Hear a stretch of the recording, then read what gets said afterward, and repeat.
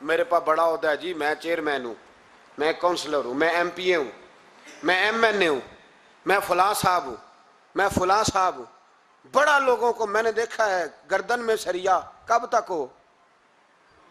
کب تک ہو؟ وزیر اعظم ہو تو کب تک ہو؟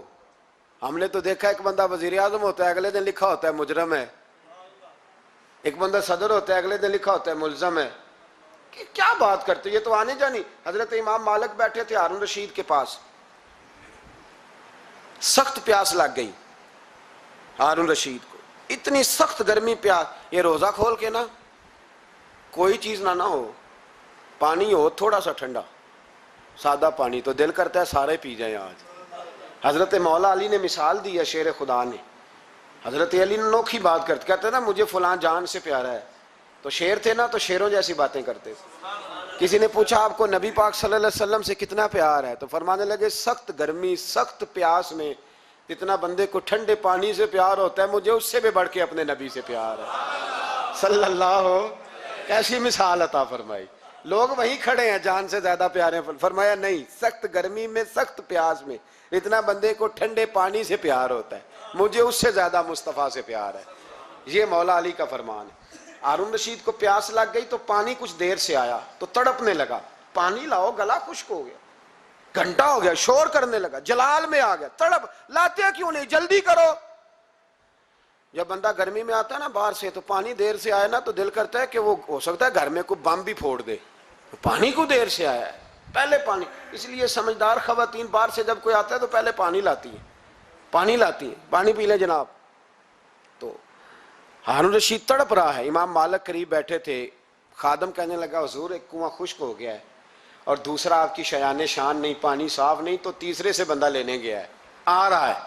بندہ تھوڑی دیر سے آیا تو ہارون رشید بڑا پریشان تھا.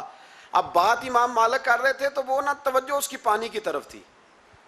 پیالہ پانی کا اندر داخل ہوا تو ہارون رشید کا دل کرتا تھا کہ اڑ کے پانی کے قریب چلا جاؤ، لپک رہا تھا پانی کی طرف. جب پانی آیا اس کو پکڑایا تو امام مالک رحمت اللہ علیہ کہنے لگے بادشاہ ذرا ٹھہر جا، ٹھہر جا، پی لے، نہ آ گیا نا اب تیرے قبضے میں ہے، ایک مسئلہ مجھے بتا لے پھر پانی پینا. ہارون رشید ایک رات پہلے نا بڑی باتیں کر رہا تھا کہ میں حکومت صحیح چلا رہا ہوں، میرے معاملات بڑے اچھے، اپنی حکومت کی تعریفیں ایک رات پہلے ہو رہی. اب جب پانی پینے لگا تو امام مالک اس کو رات والی بات پہ اسے سمجھانا چاہ رہے ہیں. فرمانے لگے بادشاہ رک جا. رک گیا. آپ فرمانے لگے اگر یہ پانی ملتا ہی نہ، پورے ملک میں نہ ملتا، پھر تجھے پتہ چلتا پوری دنیا میں نہیں. ذرا سوچیں آپ، اگر پانی خدا نہ خواستہ اگر پانی ملے ہی نہ، کہا نہ ملتا، پانی کو کوئی اہمیت تو نہیں نا ہم دیتے، نلکا کھلا ہے تو کھلا ہے، اور اگر ملے نہ تو ہماری بنیادی ضرورت ہے پانی، ایک قدم نہ لوگ چل سکے. کہا ہارون رشید اگر ملے ہی نہ اور اگر تجھے لینا پڑے ایک پیالہ پانی کا تو کیا دے کے لے گا؟ کہنے لگا میں اپنی آدھی سلطنت دے دوں گا، آدھی حکومت اور پانی کا پیالہ لے لوں گا. امام صاحب فرمانے لگے چل سمجھ میں آ گیا، پی لے پانی. اس نے پی لیا. تو پیا اس طرح کہ پانی پیالہ منہ سے لگایا تو اتارا تب بھی جب ختم ہو گیا. تو امام صاحب فرمانے لگے پی لیا؟ کہ پی لیا. فرمانے لگے ایک مسئلہ اور بتا، اب اگر تو نے پانی پی لیا تیرا پیشاب بند ہو جائے، یہ پانی پینے کے بعد پھر پیشاب آنا بھی ضروری ہے، اگر بند ہو جائے تو پھر کیا دے گا؟ تو امام صاحب کی طرف غور سے دیکھنے، فرمانے لگے سوچ کے بتانا. کہنے لگا حضور آدھی سلطنت باقی کی بھی دے دوں گا. تو امام صاحب نے رومال اٹھایا کندھے پہ رکھا، چلنے لگے. کہاں جا رہے ہو؟ فرمانے لگے اس بادشاہ کے پاس کیا بیٹھنا جس کی پوری سلطنت کی قیمت پانی کا ایک پیالہ ہے. ایک پیالہ پانی کا اگر نہ ملے تو آدھی گئی اور پیشاب نہ آئے تو باقی بھی.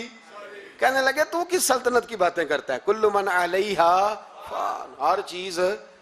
اب یقین کریں ہمارے پاس کو بندہ بیٹھ جائے نا تو ہو ہم اسے ہلنے نہ دیں، ہم اسے کہیں تو تجھے پتہ ہی نہیں اصل بادشاہ میں ہی ہوں. میں تو کچھ ایسے لوگوں کی باتیں بھی سنتا ہوں، مجھے لگتا ہے امریکہ میں بھی حکومت یہی بنواتے ہیں.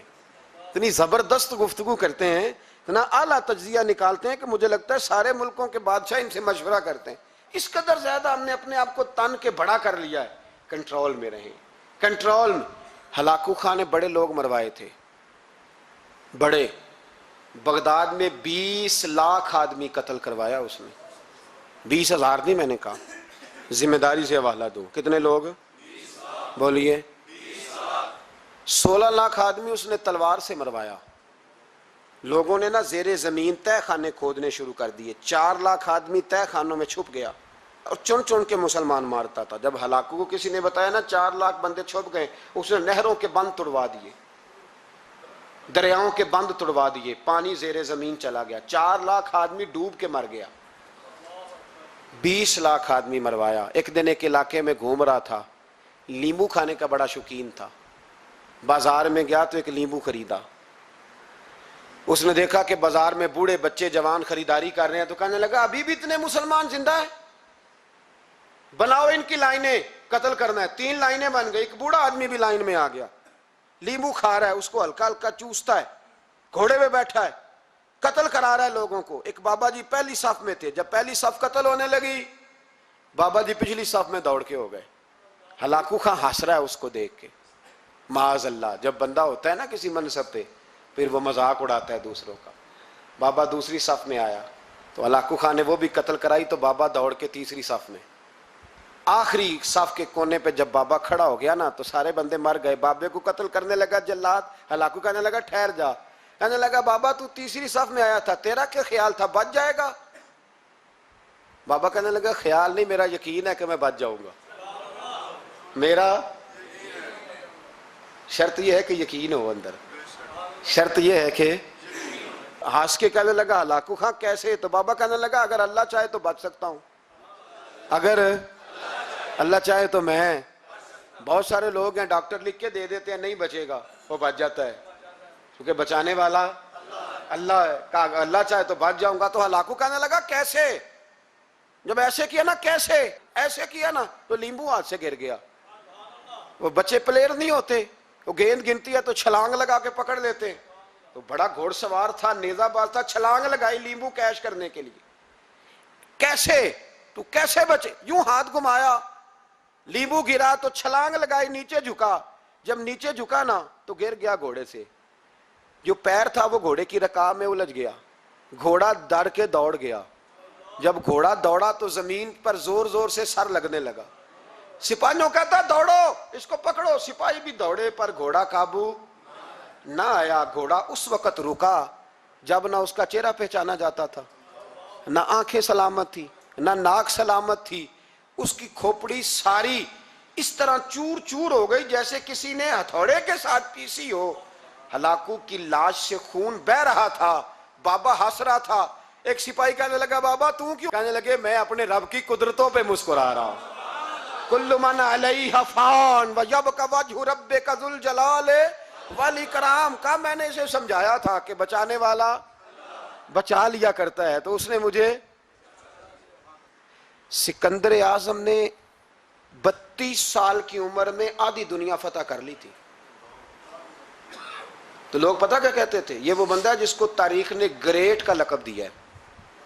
لکی نہیں کہتے, ہم کہتے بڑا لکی ہے بھائی. لوگ کہتے تھے یہ مقناطیسی آدمی ہے, کبھی ناکام ہوا ہی نہیں. سکندر اعظم کبھی ناکام نہیں ہوا. جس علاقے, اور عمر کتنی بھائی, اتنی کم عمری میں اتنی دلیری, آدھی دنیا فتح کر لی. ملتان سے گزر رہا تھا تو اسے ایک تیر لگا.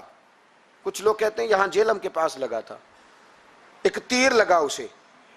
اس نے کہا بندہ تلاش کرو, کسی کی اتنی جرت کہ سکندر اعظم کو تیر مارا ہے, تلاش کرو.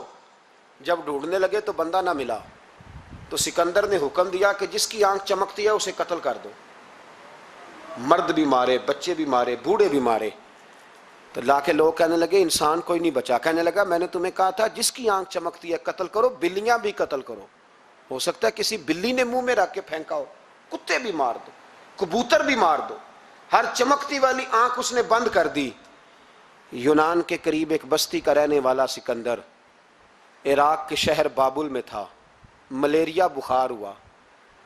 کیا کہتے ہیں ہم, چند ٹکیوں کی مار ہے, دوائی کھا لو ٹھیک ہو جائے گا. ملیریا بخار ہوا. 32 سال, کچھ لوگوں نے کہا نہیں 2 مہینے کم, 33 سال عمر ہو چکی تھی. تو سکندر اعظم زمین پہ بیٹھا ہے, ایڑیاں رگڑ رہا ہے. موت کا جھٹکا لگا, موت کا. ہوئے نامور بے نشاں کیسے کیسے، زمیں کھا گئی نوجوان کیسے کیسے، جگہ جی لگانے کی دنیا نہیں ہے، یہ عبرت کی جا ہے، کوئی تماشا نہیں ہے۔ ایڑیاں رگڑ رہا ہے، 2 ہفتے کا سفر رہ گیا تھا گھر پہنچنے کا، تو سکندر ایک صوبے کا، ایک ملک کا، ایک چھوٹے سے علاقے کا سربراہ نہیں، سکندر آدھی دنیا فتح کرنے والا، پلیٹ میں رکھ کے کسی نے حکومت نہیں دی، خود محنت کر کے فتح کی۔ لیکن سکندر ایڑیاں رگڑتا ہے، زور زور سے زمین پہ مارتا ہے اور کہتا ہے کوئی ہے جو مجھ سے میری ساری سلطنت لے لے اور مجھے صرف 2 ہفتے کی زندگی لے دے، میں پردیس میں نہیں مرنا چاہتا، گھر مرنا چاہتا ہوں، کوئی مجھے 2 ہفتے کی زندگی، 2 ہفتے کی، کوئی 2 ہفتے مٹی دیں تو مٹی رہنا، ایویں کا دی بلے بلے، اج مٹی دے اتے بندے آتے، کل مٹی دے تھلے کا، کوئی مجھے مہلت لے دے۔ لیکن رب کا قانون ہے، جب وقت آ جاتا ہے پھر مہلت۔ میرے بھائی اپنی زندگی نہ عاجزی میں جھوک کے، سادگی میں، کونے میں، دنیا کے پروٹوکول ختم ہوں گے، اصل پروٹوکول وہ ہے جو اللہ قیامت کے دن عطا فرمائے گا۔ میرے نبی پاک نے فرمایا امیر جو ہوں گے، امیر وہ چونٹیوں کی شکل میں ہوں گے اور غریب اپنے پیروں کے نیچے انہیں مسل کے چلے جائیں گے۔ یہ وہ والے امیر جو تکبر کرتے تھے، ورنہ تو امیر حضرت عثمان غنی بھی ہیں، حضرت عبد الرحمن ابن عوف بھی ہیں، حضرت سلیمان علیہ السلام بھی ہیں۔ جو امیر تکبر کرے، اکڑ جائے، اگر امیر ہو عاجزی اختیار کرے تو پھر تو اللہ اسے جنت بھی عطا فرماتا ہے۔ تو میرے بھائی اپنے آپ کو سمیٹیں، ہم جانے کے لیے، جن کی عمریں میری طرح 40 سال کی طرف سفر کر رہی ہیں نا، وہ آدھی زندگی جی چکے ہیں، باقی آدھی پتہ نہیں ہے۔ لوگ اتنا لمبا یاد نہیں رکھتے۔ حضرت مولا علی قبرستان گئے تو قبر والوں سے کہنے لگے قبر والوں تمہارا کیا حال ہے؟ تو ایک مردہ قبر کے اندر سے بول کے کہنے لگا علی کفن پھٹ گیا ہے، ہڈیاں چور چور ہیں، مال تو پتہ نہیں کہاں رہ گیا پر حساب دینا پڑ رہا ہے، آپ بتائیے پیچھے ہمارے گھر والوں کا کیا حال ہے؟ تو حضرت علی فرمانے لگے جہاں تم بیٹھتے تھے وہاں کوئی اور بیٹھنے لگ گیا ہے، تمہاری بیویوں نے نئے نکاح کر لیے، تمہارے دوستوں نے نئے دوست بنا لیے، اب تو لوگ تمہیں یاد بھی نہیں کرتے، اب تو تمہارا ذکر ہی کوئی نہیں کرتا، اب تو ختم ہو گیا، تمہارا تذکرہ بھی کوئی نہیں۔ تذکرہ اسی کا رہے گا جس نے رب کو یاد کیا اور پھر رب نے اس کا چرچا کیا، اس کا تذکرہ رہے۔ اپنے آپ کو ایک موقع پر بھی کبھی متکبر نہ ہونے دے، عاجزی حسن ہے زندگی کا۔ خزانہ آئے تو قارون نہ بنے، محل بنائیں تو شداد نہ بنے۔ اگر اللہ تعالیٰ دولت دے تو کبھی بھی اپنے آپ کو نمرود اور فرعون نہ بننے دے، اقتدار ملے تو کبھی بھی اپنے آپ کو ہلاکو خاں اور چنگیز خاں نہ بناؤ، اور اگر نمازی بنو تو وہ والے نمازی بنو جو نمازی بھی ہوتا ہے۔ حضرت عمر فاروق کو کسی نے عید والے دن دیکھا تو عمر رو رہے تھے، چھوٹی عید والے دن۔ ہمارے ہاں تو لوگوں نے ڈیک تیار کر کے رکھ لیے ہیں، تیاری ہو گئی ہے، چاند رات کو جو نیکیاں کمائی ہیں وہ ساری شیطان کے حوالے کریں گے معاذ اللہ ماشاء اللہ، اس کو کہیں گے لے جا ہم نے کمائی ہیں تیرے لیے، فوراً پہلی رات ہی، ادھر اعلان ہوا نہیں ادھر تماشے لگے نہیں معاذ اللہ۔ حضرت عمر عید والے دن رو رہے تھے، کسی نے کہا عمر یہ خوشی کا دن ہے آپ رو رہے ہیں؟ تو فرمانے لگے خوش تو وہ ہونا جس کو یقین ہے کہ اس کا نماز روزہ قبول ہو گیا، مجھے تو ابھی پتہ ہی نہیں میرا قبول ہوا ہے کہ واپس کر دیا جائے گا، جاؤ مجھے کچھ خبر سناؤ آ کے کہ میرا قبول ہوا۔ وہ تو بے نیاز ہے، وہ تو دل کرے تو کہے جا اٹھا کے لے جا، تیرا مجھے پسند ہی نہیں۔ عاجزی میں رہیں، انکساری میں رہیں، عمل کر کے روئیں، کہے مولا تیرے قابل تو نہیں پر تو مہربانی فرما اسے قبول فرما۔